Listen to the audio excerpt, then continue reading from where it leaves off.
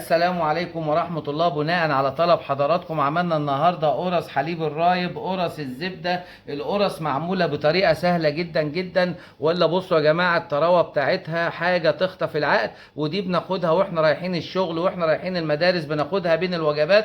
اهم شيء نكمل الفيديو للاخر عشان في تريكات وفي اسرار في التخمير، واستسمحكم تكملوا الفيديو للاخر ونبدأ الوصفة على بركة الله. عليكم ورحمة الله وبركاته حبايبي الجمال، وحشتيني كتير. وبناء على طلب حضراتكم الطلب مني النهارده قرص اللبن الرايب والسمنه او القرص والزبده، هنعملها مع بعض بطريقه مختصره وبمكونات موجوده في كل بيت. يلا بينا. معانا نص كيلو دي متعدد الاستخدام، 1 كوب حليب رايب، او لو انا ما عنديش حليب رايب بحطه يغلي على النار وبفصله بغطا الازازه خل، 1 معلقه كبيره سكر خشن، 1 معلقه صغيره خميره، نص معلقه بيكنج باودر، نص معلقه ملح، 2 معلقه كبيره لبن بودره، نص كوبايه ميه، نص كوب سمنه او زبده طريه. ونبدا العجين على بركه الله. حاجه يا حضرات، هنيجي هنا ننزل بالخميره على اللبن الرايب بتاعنا زي ما حضرتك شايفه كده، وهننزل بنص السكر هنا، وهيتقلب مع بعضيه كده، وهنسيبه لمده تلت ساعه. اول ما يبتدي يعمل فقاقيع ويختمر معايا هنبتدي نعجن بيه. هننزل بالدقيق، حليب البودره، الملح، البيكنج باودر، كل الجاف كده نزل مع بعضيه.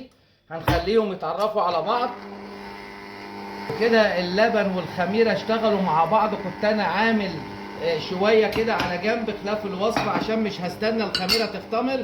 واستسمحكم اللي ما اشتركش في القناه استسمحوا يشترك. كل الكلام ده بيشد مع بعضيه زي ما حضراتكم شايفين كده. وهننزل بالسمنه بتاعتنا اهو زي ما حضراتكم شايفين. كل الخامات دي تتعرف على بعضها. وحضراتكم شايفين العجينه ما خدتش معايا ميه، ان عندي انا في سوائل 1 كوبايه سوائل، ونص كيلو دي هو بيعادل بعضيه. بس انا هنزل بقى ايه يعني معلقه صغيره ميه كده، ان انا عايزها تلين شويه عن كده.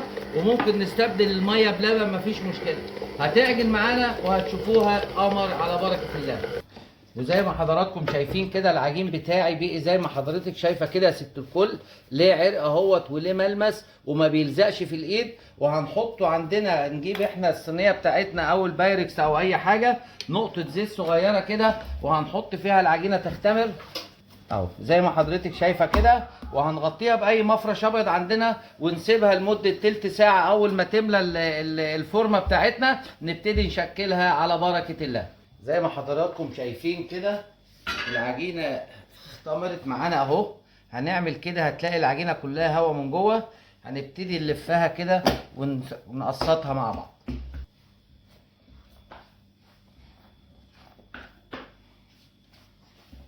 هنقسطها الكور كده الحجم ده حضرتك اهو. اهم حاجه كله يكون قد بعضيه. بعد كده هنلفها كده زي لقمه الكايزر اهو. لو انا مش عارفه الفها اعملها كده على ايدي اهو. اهو بنوديها ونجيبها كده. هنلف الكميه كلها وهوريكم هنعمل ايه. كده بنجيب صاج الفرن وهنبتدي نرص فيه القمر بتاعنا. بسم الله حبيبي يا رسول الله اهو. هيترص بالطريقه دي كده، وهنوسع عن بعض عشان خاطر الكميه هتتضاعف معانا. والقرصه دي هنبتدي نفردها اهو كده. كفايه على الصينيه دي كده. استنى هتخمر وهنلفها مع بعض بطريقه كويسه. وبايدينا كده وبانامل صوابعنا نفردها بالطريقه دي كده اهو. اهو كل ما ترتاح معانا كل ما ندينا نتائج افضل ونفرد اكتر اهو. اهو بسم الله ما شاء الله. العجينه ملبن اهو. موضوع سهل جدا وتتعمل في وقت قصير. هتبقى معاكم زي الفل ان شاء الله. هناخد 2 على الجناب، واحده في النص كده اهو. اهو هناخد برضو كمان واحده في النص هنا، والاتنين التانيين على الجناب. يبقى 3 على اليمين 3 على الشمال، 2 في النص عشان خاطر ما تلزقش في بعضها اهو. وهنغطيها ونسيبها لمده 10 دقايق تخمر معانا شويه عشان خاطر كل ما نفردها تمشي معانا. وهتنتظر مع بعض الخمر على بركه الله. وطبعا زي ما اختمر، زي ما حضراتكم شايفين الكميه بتتضاعف معانا وممكن نكبرها عن كده. التركه بقى اللي معانا النهارده، جبنا واحده اصفر بيض وعليها 2 معلقه حليب وواحد ظرف فانيليا زي ما حضرتك شايفه كده، ومعلقه زيت طعام او من عدمه، يعني المعلقه زيت طعام دي اختياري. دي بقى عشان نديها لمعه من فوق كده ونلمعها وتبقى معانا قمر وتعجب اولادنا زي ما حضرتك شايفه. هنمشي عليها كده من فوق كلها كده اهو اهو جدا يا جماعه. الخطوه دي اي بيض وقع منا في الصاج لازم نلمه كده على قد ما نقدر، وهندخلها الفرن على درجه حراره 200 درجه. هتقعد معانا حوالي 15 دقيقه. ولو عايزين نحط سكر على وشها ماشي، عايزين نحط سمسم، عايزين نحط اي نوع احنا بنحبه او اطفالنا بتحبه نحطها على الوش. واستسمحكم اللي ما اشتركش في القناه استسمحوا يشترك ونشير الفيديو، وهنسويها على بركه الله. بسم الله حبيبي يا رسول الله، خرجت القمر من الفرن. اللهم صل وسلم وبارك عليك يا حبيبي يا رسول الله. بصوا يا جماعه الموضوع عامل ازاي.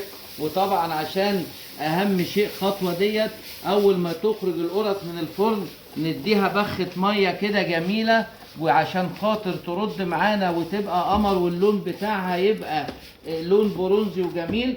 والخطوه المهمه بقى بعد ما خرجناها كده حضراتكم، نروح مغطيينها كده وهي سخنه لمده 10 دقائق، وهنوريكم النتائج على بركه طبعا الله. منتهينا من الوصفه القرص القمر، قرص لبن حليب الرايب او اللبن الرايب، قرص الزبده، وخلصناها وديها كله بنص كيلو. واستسمحكم اللي ما اشتركش في القناه استسمحوا يشترك ونشير الفيديو عشان يوصل اكبر عدد.